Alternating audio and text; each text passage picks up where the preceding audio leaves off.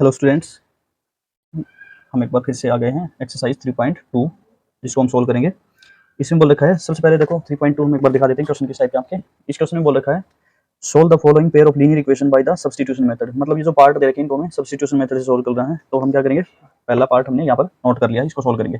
तो इसमें इक्वेशन दे रखी है x + y = 14 and x - y = 4। तो सबसे पहले हम सब्स्टिट्यूशन मेथड की बात करते हैं। उसमें होगा क्या, सब्स्टिट्यूशन मेथड में आपको क्या होगा, जो दो इक्वेशन दे रखी है उसमें से एक इक्वेशन में से एक वेरिएबल की वैल्यू दूसरे वेरिएबल की फॉर्म में फाइंड करेंगे और वो वैल्यू दूसरी इक्वेशन में पुट कर देंगे उस वेरिएबल की जगह पर। जैसे अगर मैं इस क्वेश्चन को सोल्व करूँ आगे, तो मैं क्या लिख सकता हूँ, इस इक्वेशन को फर्दर अगर मैं सोल्व करना चाहूँ तो यहाँ पर x - y = 4 दे रखा है। तो इसको मैं क्या लिख सकता हूँ, x की वैल्यू अगर मैं फाइंड करना चाहूँ इसमें से, तो x = 14 और y को अगर मैं उस साइड भेज दूँ तो 14 - y लिख सकता हूँ। मींस इस इक्वेशन में से x = 14 - y, तो x की वैल्यू हमारे पास ये आ गई। ध्यान रहे, वैल्यू जब हम एक इक्वेशन में से निकालते हैं तो वो वैल्यू उसमें पुट नहीं करोगे, उससे दूसरी इक्वेशन में पुट करनी पड़ेगी हमें, अदरवाइज क्वेश्चन गलत हो जाएगा आपका। तो हम क्या करेंगे, अब हमने x की वैल्यू निकाल दी, अब हम क्या करेंगे, put the value of x in equation 2, second equation में हम पुट करेंगे। ओके, तो सेकंड इक्वेशन ठीक है हमारे पास, x - y = 4, तो x - y = 4 इसके अंदर हम पुट करेंगे। तो x की वैल्यू तो हमने निकाली है, तो x की वैल्यू ये वाली लिखी है हम। x की जगह पर हमने लिखा 14 - y और अगेन x के साथ ये जो इक्वेशन में था -y और इक्वल टू 4। इसको सोल्व करोगे तो 14 - 2y = 4 एंड ये 2y जो नेगेटिव है इसको इधर भेजेंगे तो ये हो गया पॉजिटिव का, और 14 की तरफ जो ये प्लस का 4 था वो इस साइड जाकर क्या हो गया 4 माइनस में। तो मींस हमारे पास 2y = कितना आ गया 10 एंड y = कितना हो जाएगा 10 को 2 से डिवाइड करोगे तो हमारे पास आ गया 5।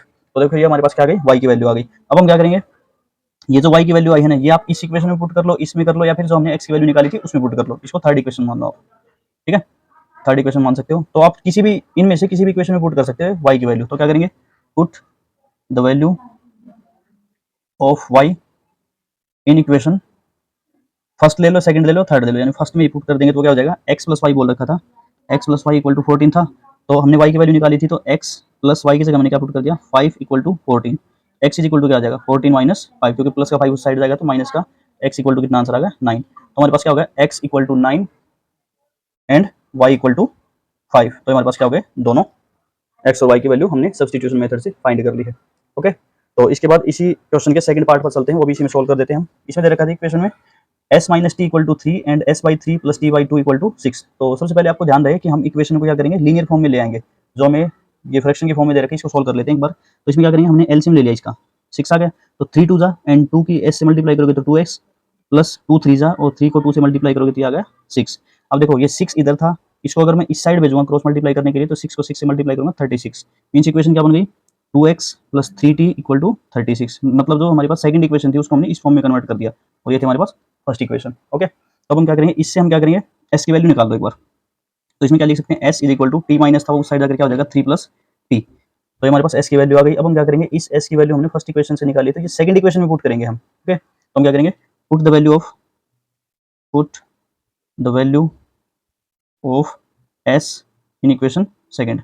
तो सेकंड में देखो 2 * s की जगह पर ये वैल्यू पुट करो 3 + t और प्लस 3t ये रहा = 36। तो इसको सोल्व करके हम क्या निकाल लेंगे, देखो पूरी की पूरी इक्वेशन में हमारा जो था s था वो कन्वर्ट हो चुका t की फॉर्म में, तो यहाँ से t की वैल्यू निकल आएगी और सेम जो फर्स्ट क्वेश्चन में क्या था, t की वैल्यू उठाकर इन तीनों इक्वेशन में से किसी में पुट कर लो। 2 3 जा 6, ये तो बता रखा हूं, ब्रैकेट के बाहर अगर हमारे पास कोई भी नंबर है, कोई वेरिएबल है, तो ब्रैकेट के अंदर जितनी भी टर्म्स होती हैं सबसे मल्टीप्लाई होगा। 2 3 जा 6 प्लस 2 को t से मल्टीप्लाई करोगे 2t प्लस 3t, ये प्लस में है इसके साथ मल्टीप्लाई मत कर देना क्योंकि प्लस का साइन बीच में आ चुका है, और ये हो गया 36। तो 2t + 3t कितना हो जाएगा 5t = ये इस साइड जाएगा तो कितना हो जाएगा 36 को जब इसमें से 6 में से माइनस करूंगा तो 36 में से 6 को माइनस करूंगा तो ये हमारे पास क्या हो जाएगा 30। तो t = कितना हो जाएगा 30 और ये 5 मल्टीप्लाई में था वो चला गया डिवाइड में, तो 5 6 जा, दिस मींस t = 6, यानी t की वैल्यू हमारे पास क्या आ गई 6 आ गई। अब सेम वही t की वैल्यू उठाकर आप किसी भी तीनों में से किसी इक्वेशन में पुट कर दो, तो क्या लिखूंगा यहाँ पर, put the value of t in equation, किसी में पुट कर लो आप, फर्स्ट में कर लो। तो फर्स्ट में पुट करो, फर्स्ट इक्वेशन थी क्या, s - t = 3 था, तो s - 6 = 3। तो s माइनस का 6 उस साइड जाएगा क्या हो जाएगा 3 माइनस का 6 होगा प्लस का 6, s = कितना हो गया 9। तो हमारे पास इक्वेशन में जो अननोन वेरिएबल दे रखे थे s और t, वो हमारे पास क्या हो गया, s = आ गया 9 और t = हो गया 6। तो ये हमारे पास दोनों इक्वेशन हमने, सॉरी दोनों वेरिएबल हमने फाइंड कर लिए हैं। तो ये था आपका सेकंड पार्ट। ठीक है, तो चलते हैं नेक्स्ट क्वेश्चन पर।